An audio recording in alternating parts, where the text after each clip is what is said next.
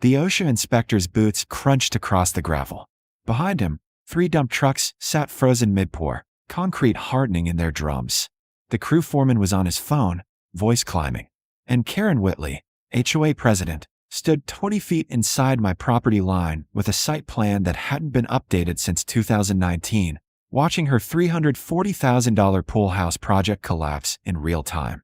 I didn't raise my voice. I didn't need to. I'd already made one phone call. Let me rewind. Tell you how we got here. The jackhammers woke me at 6:47 on a Tuesday morning in April. Not the distant kind you tune out. The kind that rattles your back molars. I pulled on jeans and walked barefoot across the wet grass of my 5-acre lot in Pinewood Estates, Texas, toward the northeast corner where the noise was coming from. A crew of 8 men in hard hats. A concrete truck with its drum rotating. Wooden stakes and orange plastic fencing marking a foundation trench 40 feet long. And Karen Whitley standing beside a white pickup, holding a clipboard like a general surveying a battlefield. I stopped at the edge of the excavation. The nearest worker saw me and kept digging. "Morning, Sam," Karen said without looking up. "We're breaking ground on the community pool house. Board voted last month. Thought you got the email." I had gotten the email. It said construction would occur on HOA common land adjacent to the existing pool. It did not say anything about my property.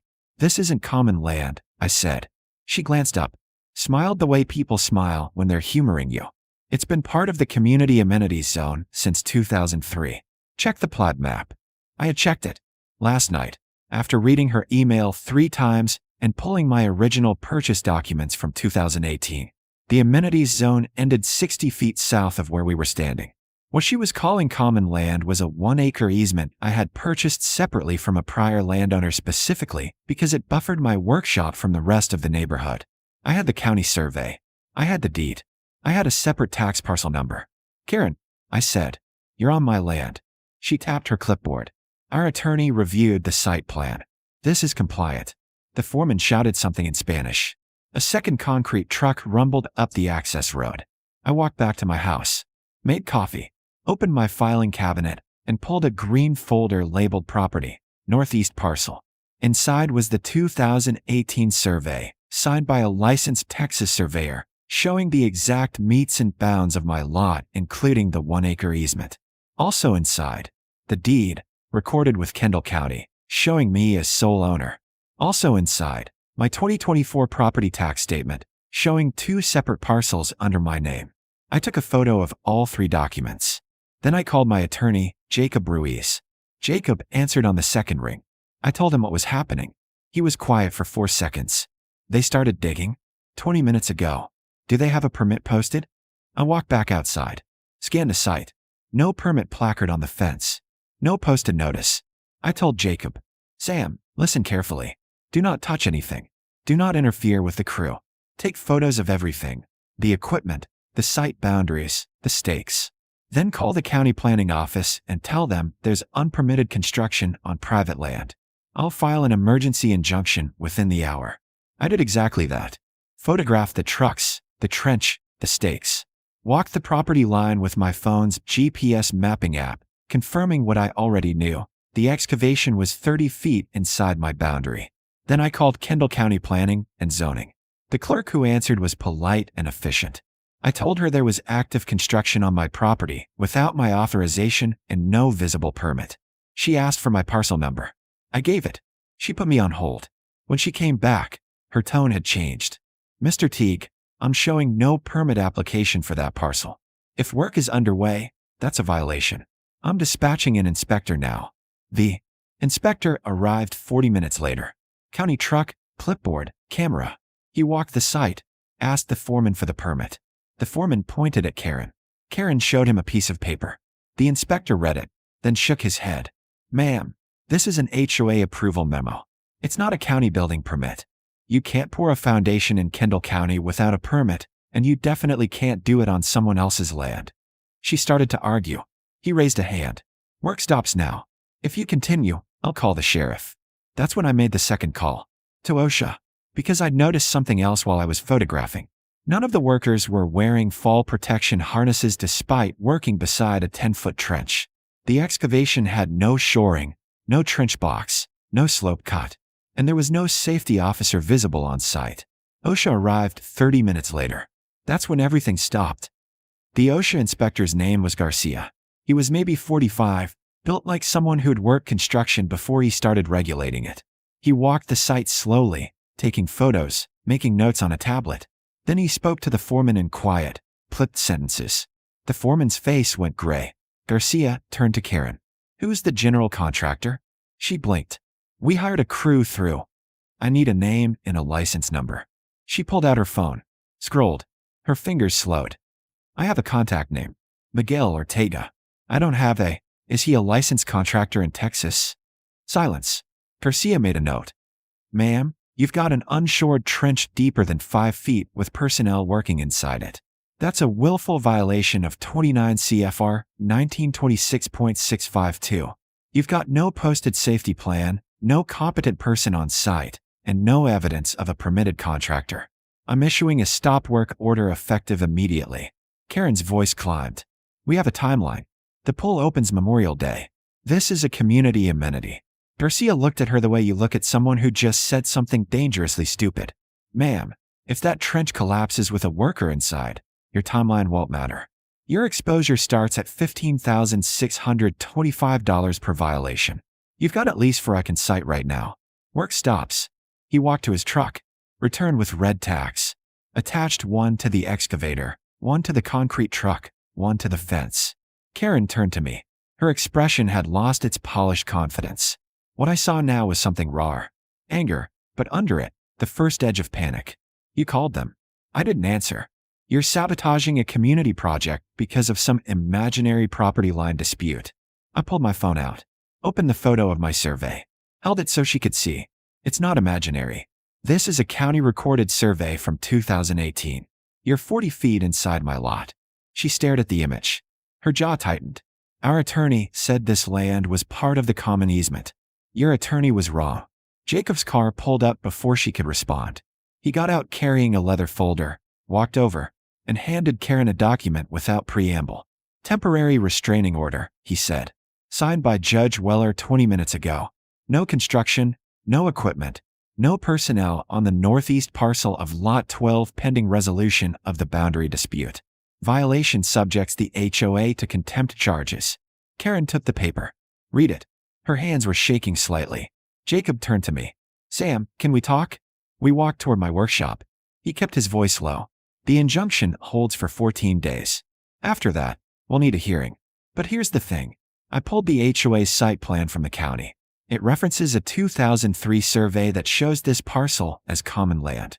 Problem is, that survey was superseded in 2015 when the original owner subdivided the lot and sold the easement separately. Your 2018 purchase is clean, but the HOA's been operating off old maps. So they didn't know? Their attorney should have caught it. Didn't. Now they've got a half-dug foundation, 3 trucks on site, and an OSHA stop work. That's expensive ignorance. I looked back at the site. Karen was on her phone. The crew was packing tools. "What happens now?" Jacob smiled thinly. "Now they decide whether to fight you in court or negotiate. Given what just happened, I'd bet on negotiation." Karen called that evening. Her voice was controlled, but I could hear the effort it took. "Sam, I spoke with our attorney. There seems to be a discrepancy in the surveys. We'd like to resolve this amicably. I'm listening. If you're willing to grant an easement for the pool house, the HOA would cover your legal fees and offer a one-time payment of $15,000. I let the silence sit for a moment. Then I said, "Karen, you started digging on my land without asking.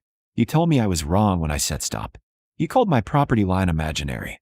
Now you want me to give you an easement so you can finish what you started illegally." Her breath caught. It was a miscommunication. It was trespassing. And the answer is no. I hung up. 2 days later, Jacob called. "They're offering $40,000 and a formal apology at the next board meeting." Still no. He laughed.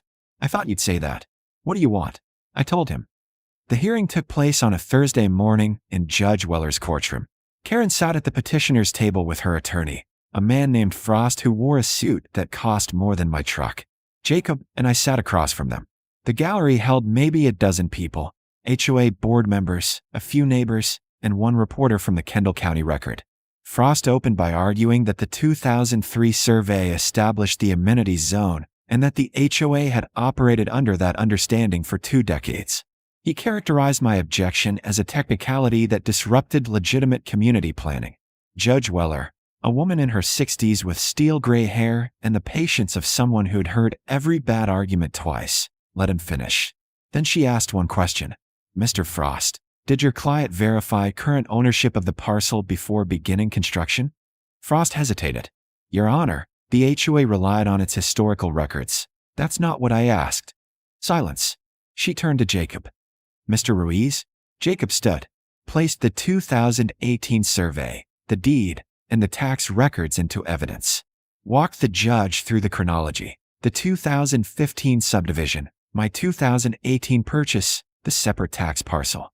Then he introduced photos from the construction site, time-stamped, showing equipment and workers inside my boundary. Your Honor, Jacob said, this isn't a boundary dispute. The boundary is documented and clear. This is unauthorized construction on private land. The HOA ignored the property owner's objection and continued digging until county and federal regulators forced them to stop. Weller reviewed the documents. Looked at Karen. Ms. Whitley, did Mr. Teague tell you to stop on the morning construction began? Karen's voice was quiet. Yes, Your Honor. And you continued anyway? We believed our survey was correct. Weller removed her glasses. Belief doesn't grant you authority to excavate someone else's land. The restraining order is made permanent. The HOA is enjoined from any construction on Lot 12's northeast parcel. Mr. Teague is awarded legal fees and costs. She paused. And Ms. Whitley, the next time someone tells you you're on their property, you stop and verify. Understood? Yes, Your Honor. Outside, Karen approached me on the courthouse steps. Frost had already left. What do you want, Sam? She sounded tired. We can't build the pool house where we planned. We've already spent $60,000 on permits and prep. The community voted for this. Just tell me what it'll take. I looked at her, not with anger, with something closer to pity. You could have asked, Karen. Before you sent the email, before you drove the first stake, you could have walked over and said, Sam, we're planning a pool house. Can we talk about placement? I would have listened. Maybe we'd have worked something out. But you didn't ask. You assumed. And when I said stop, you called me raw. Her eyes reddened. I made a mistake. You made a choice. Now you get to live with it. I walked to my truck. Jacob followed. That was cold, he said, but he was smiling. She earned it. 3 weeks later, the HOA board held a special meeting. Karen resigned. They relocated the pool house to the south side of the existing pool, on land that was unquestionably theirs. It cost them an extra $50,000 in re-permitting and design changes. They sent me a formal letter of apology, signed by the new board president. I framed it and hung it in my workshop. The northeast parcel is still mine. I planted native grasses and wildflowers. In the spring, it's a sea of bluebonnets and Indian paintbrush. I sit out there some evenings with a beer, watching the light change. Nobody's tried to dig their sense.